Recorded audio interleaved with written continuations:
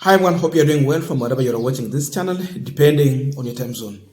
Now, it's not going to be easy for the name Moi to go away at the time when William Ruto is the President of the Republic of Kenya. As long as he's in power, the issue about Moi will keep on coming. And the majority of the people who are bringing in the discussion about Moi is none other than those from Mount Kenya region. They still remember how they suffered under Moi. And as we're speaking today, the people of Ndabiri are in huge trouble. And this time round, when you hear them talking, you remember about when Moi was using some orthodox means to silence some people or do some heinous act in this country, which were actually against the human right. Imagine someone grabbing your property. The entire land has gone for the community. Then what next? They introduce curfew that you cannot get out at certain time. Then beside this, anyone who is found talking about that land,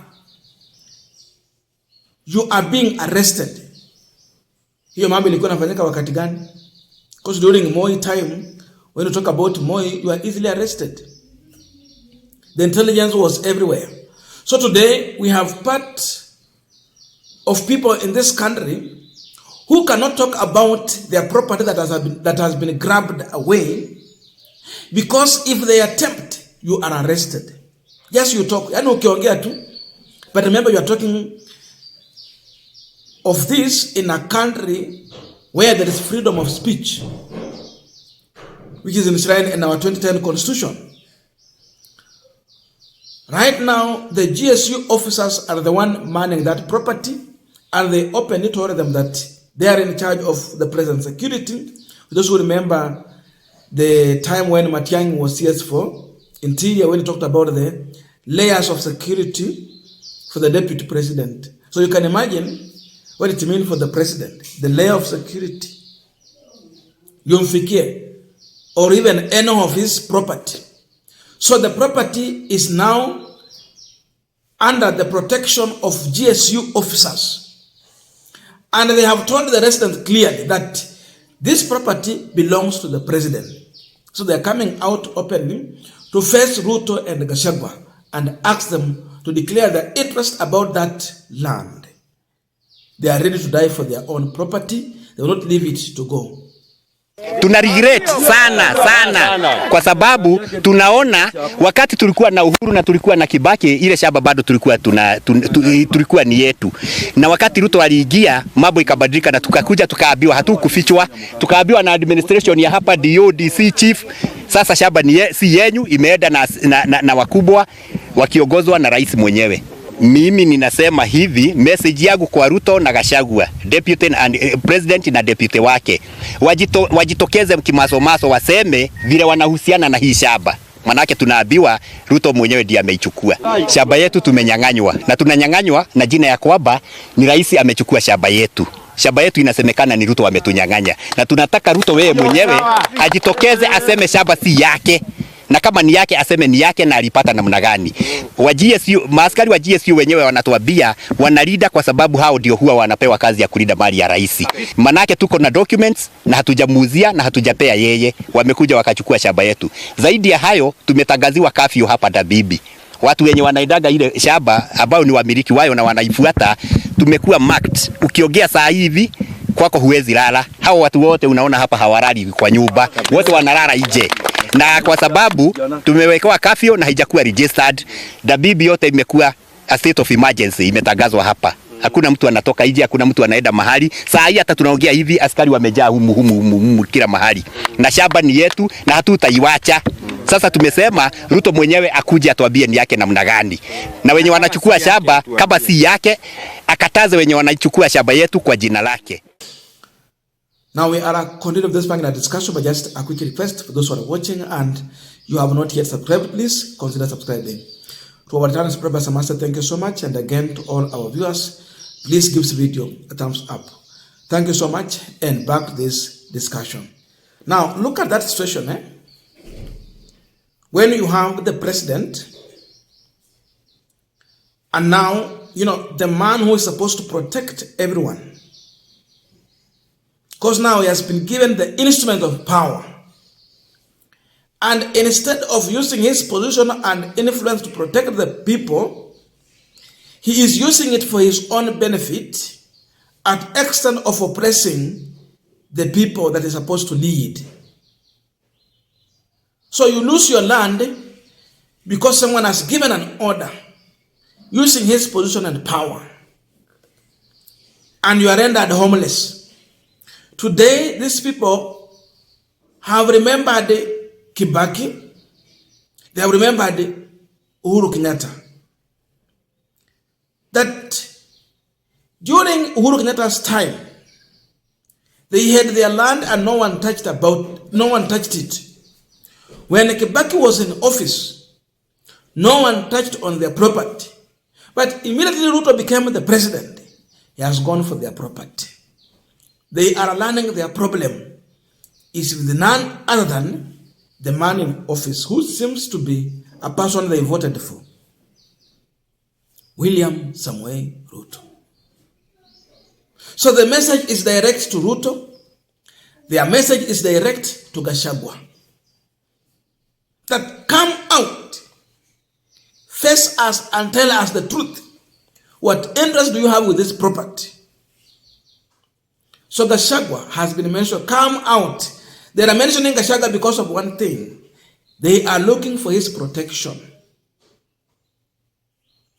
They need Gachagwa to come out and protect them, because he said that he's standing for the Mount Kenya and he will speak for them, he will defend them. He is their leader. That's why they are mentioning his name.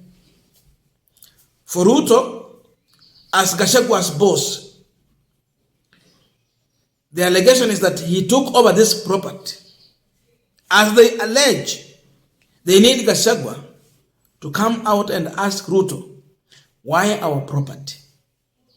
So Gachagwa has failed to protect the Mount Kenya region, in my view. That's why they are coming out to express their disgruntlement with this regime.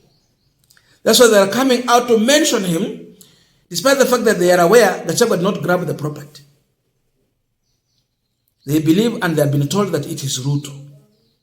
So they are mentioning Gachagwa because Gachagwa has failed to protect the community. And why are they invoking the name of Uhuru Kenyatta and Kibaki? Therefore, it tells us that for them, they believe Uhuru should be their leader. And they still remember him because that position, no one has ever occupied or fit in Uhuru Kenyatta's shoes to protect the community. For that reason, there is a kind of protest against Gachagwa and a move toward embracing Uhuru Kenyatta as the leader of the community. So up to here, let it be clear to Gachagwa that the community is saying that they don't believe in his leadership. The community is concluding that he cannot protect them. Therefore, he is not their leader. If Kibaki was alive, he would be their leader. But now we have Uhuru Kenyatta, whom seems to be the person who really protected them and their property, and he never touched on that property. So he is their leader. Look at that. Huyu mwingine amekaa tu anaona mali yetu ikienda. Lakini Kibaki na Uhuru walilinda mali yetu, hawakuguza. And the worst is that you introduce curfew, and anyone who speaks about that property is arrested. So today they are confirming to us on this Punchline that we have the living and breathing Moi of our times in the name of President William Samoei Ruto, who has embraced the character and behavior of Moi when he was the president. Because for Moi, he used to go for his opponent in terms of when you speak about him, you are arrested. When you speak about issue that is, you don't want it to get out, you are arrested. But the worst is that Ruto is doing so at a time when we have a constitution that has given power to the people and freedom of expression to the people. But during Moi's time, Moi had absolute power because the constitution gave more power to the executive and the president.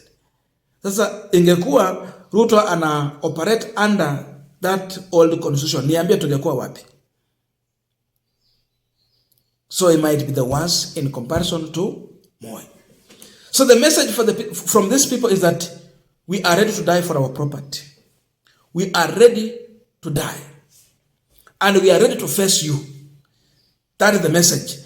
As you use the officers to inflict impunity and pain to the people, they are not willing to leave their property to go.